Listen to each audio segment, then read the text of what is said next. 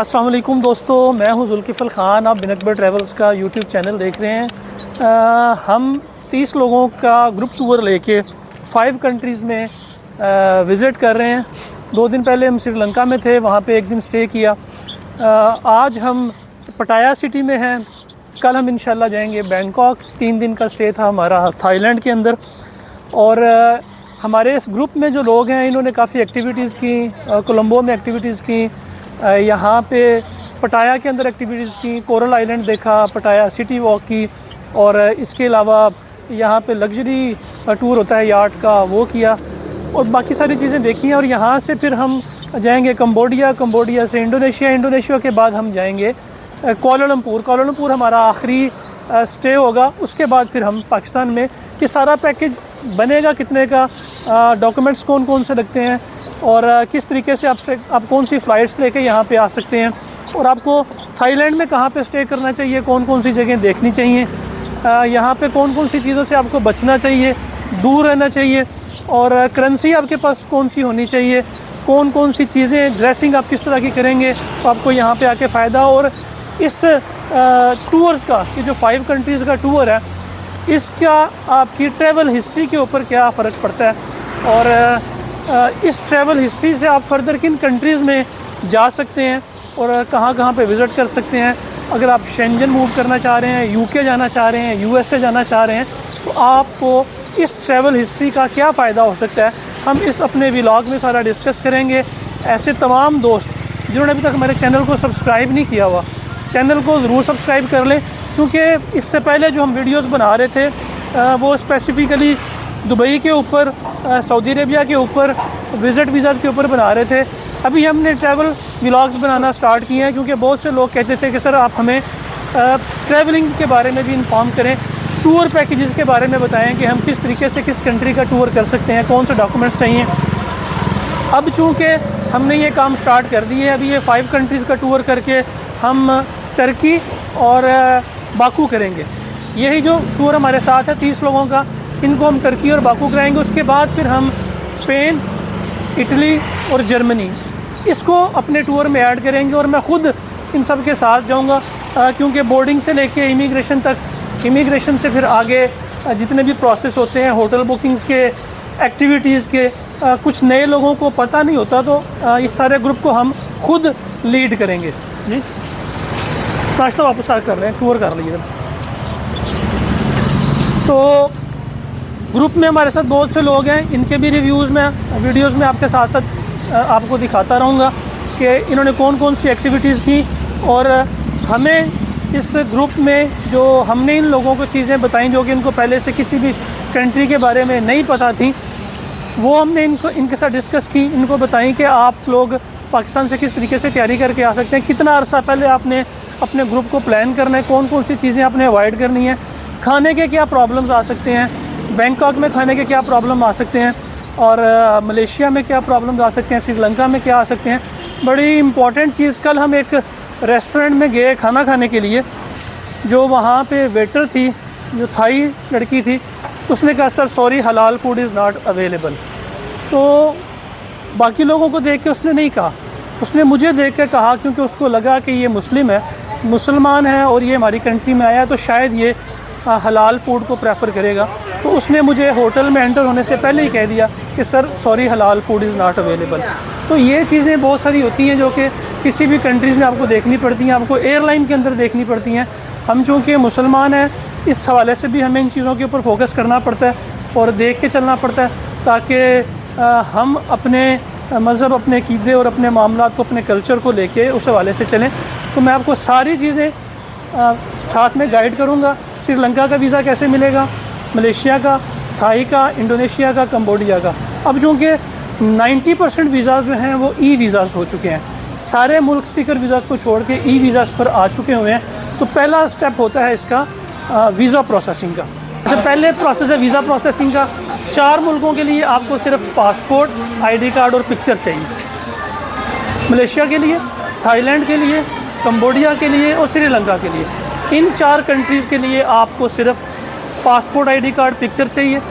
Indonesia चूँकि bank statement और police clearance certificate मांगता है, तो इंडोनेशिया के लिए आपको 4 से 5 लाख रुपए की बैंक स्टेटमेंट चाहिए और उसके साथ आपको पुलिस क्लियरेंस सर्टिफिकेट चाहिए होता है इंडोनेशिया के लिए। अब इंडोनेशिया भी ई वीज़ा की तरफ जा रहा है, अब इंडोनेशिया भी ई वीज़ा की तरफ जा रहा है और हो सकता है कि वो भी इसकी भी रिक्वायरमेंट ख़त्म कर दें, क्योंकि बहुत सारी कंट्रीज़ को बैंक अकाउंट्स की एक्सेस जो है वो ऐसा ऐसा मिलती जा रही है आपके आईडी कार्ड नंबर से, आपके शनाख्ती कार्ड नंबर से वो आपकी जो टैक्स रिटर्न्स हैं उनको देख लेते हैं और आपकी जो भी एक्टिविटीज़ हैं उसको वो देख लेते हैं। तो ये मेन डॉक्यूमेंट्स हैं इन 4 से 5 कंट्रीज़ के लिए। अब ये डॉक्यूमेंट्स पूरे करें, पूरे करने के बाद आप ऑनलाइन ख़ुद भी अप्लाई कर सकते हैं वीज़ा। कंबोडिया की वेबसाइट पे जाके कर सकते हैं, मैं लिंक्स दे दूँगा। आप मलेशिया की वेबसाइट पे जाके खुद वीज़ा अप्लाई कर सकते हैं। इसके बाद आप थाईलैंड का वीज़ा खुद अप्लाई कर सकते हैं, लेकिन थाईलैंड के वीज़े में confirm ticket, confirm hotel booking लगती है, वो बेहतर आप किसी ट्रैवल एजेंट से ले लें। इसके बाद इंडोनेशिया का वीज़ा भी आप खुद अप्लाई कर सकते हैं। अगर आप एम्बेसी जाना चाह रहे हैं स्टिकर लेने के लिए, स्टिकर भी लग सकता है इसका। अगर आप ई वीज़ा लेना चाह रहे हैं तो इसका ई वीज़ा भी आप खुद ऑनलाइन अप्लाई कर सकते हैं। तो ये है इसका वीज़ा प्रोसेसिंग सारी। बाकी चीज़ें डिफरेंट कंट्रीज़ में क्या एक्टिविटीज़ होंगी, उसके अलावा इसकी जो प्लान है, टूर प्लान है, वो सस्ता कैसे बन सकता है। देखिए, टूर प्लान में अगर आपको सस्ती एयरलाइन मिलती है तो फिर आपका टूर प्लान सस्ता बन सकता है। ये चूँकि मैं थाईलैंड में हूँ तो इसलिए वीडियोस बनाते वक्त बहुत सारी चीज़ें सेंसर करनी पड़ती हैं। तो मैं भी इस वक्त पटाया सिटी में सिटी वॉक कर रहा हूँ, यानी कि पैदल घूम रहा हूँ।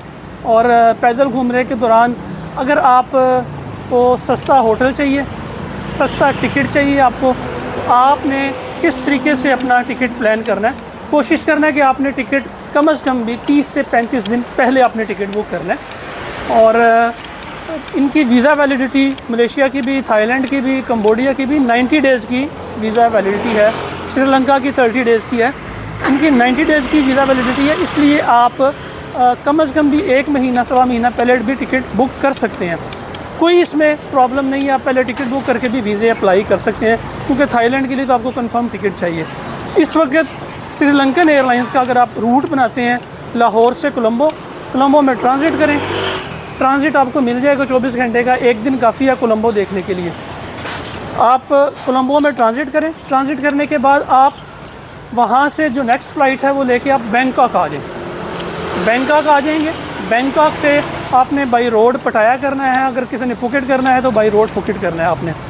जब आप ये प्लान कर लेते हैं, आपने वापसी का टिकट श्रीलंकन एयर का ही बनाना है और वो बनाना है आपने कुआलालंपुर से लाहौर का, जो लोग लाहौर से ट्रैवल कर रहे हैं। इसी तरीके से जो लोग इस्लामाबाद से आ रहे हैं और जो लोग कराची से आ रहे हैं, वो उसके मुताबिक अपनी चीज़ों को प्लान कर सकते हैं। श्रीलंकन एयर का ये टूर बनाने का आपको फ़ायदा ये होता है कि एक तो सस्ता टिकट मिल जाता है आपको, और दूसरा आपको श्रीलंका का फ्री ट्रांजिट मिल जाता है। तो अगर आप एयर मलिंडो लेते हैं या थाई एयर लेते हैं तो ये आपको ट्रांजिट नहीं देंगे, आपको श्रीलंका जो है वो फ्री ट्रांजिट दे देगा। उस फ्री ट्रांजिट का फ़ायदा क्या है, आपको फ्री होटल मिल जाता है, फ्री ट्रांसपोर्ट मिल जाती है, जो कि आपको एयरपोर्ट से लेके होटल तक जाते हैं और होटल से लेके वापस एयरपोर्ट तक आते हैं। और इसके साथ आपको लंच भी मिल जाता है और डिनर भी मिल जाता है। ये श्रीलंकन गवर्नमेंट ने अपनी टूरिज़म को प्रमोट करने के लिए ये बेनिफिट्स दे रखे हैं टूरिस्ट को, तो आप इसका फ़ायदा उठा सकते हैं। हम अभी निकले हैं, बाकी चीज़ें मैं आपको डिटेल में डिस्कस करता हूँ, क्योंकि एक तो मेरा हाथ थक गया है ट्राईपॉड पकड़ पकड़ के, दूसरा ये है कि अभी हम नाश्ता ढूंढने के लिए निकले हैं। मैं आप जिस एरिया में हमने स्टे किया हुआ है, यहाँ पे अगर आप देख सकें तो ज़्यादातर इंडियंस रेस्टोरेंट है। यहाँ पे पाकिस्तानी रेस्टोरेंट नहीं है और ना ही कोई पाकिस्तानी रेस्टोरेंट्स के नाम से यहाँ पे कारोबार करता है, क्योंकि ये रेस्टोरेंट है जहाँ पे हम पिछले 2 दिन से 3 दिन से नाश्ता कर रहे हैं। और हम होटल का नाश्ता नहीं कर रहे, हम यहाँ से आके करते हैं। इवन के जो हमारा लंच है और डिनर है वो भी हम यहीं से कर रहे हैं।